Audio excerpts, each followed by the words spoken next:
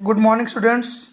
Today we will discuss an important topic, that is interest for deferment of advance tax installment. Section 234C के अंतर्गत advance tax instalment का deferment करने पर interest charge किया जाता है।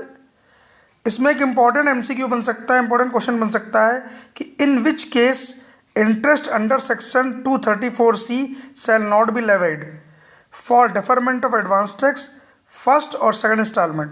तो क्वेश्चन क्या पूछ रहा है कि कौन सी कंडीशन है, कौन सी दशाएं हैं अगर हम फर्स्ट और सेकंड इंस्टॉलमेंट एडवांस टैक्स की डिफ़र कर जाएं फिर भी हमारे ऊपर सेक्शन 234C में इंटरेस्ट नहीं लगेगा। तो इसका करेक्ट आंसर है if the SSC has paid minimum advance tax up to 12% in case of first instalment against 15% and second 36% in case of second instalment against 45%।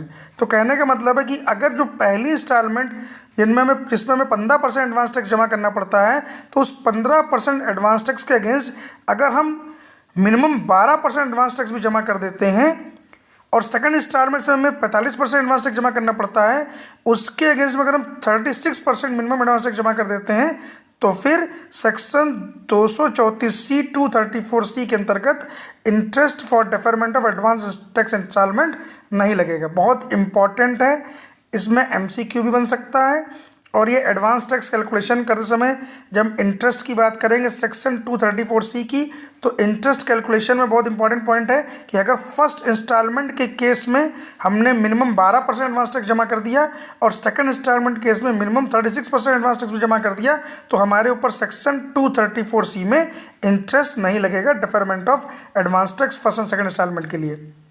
ठीक है, तो इसको बहुत ध्यान रखेंगे अपने एग्जाम के लिए।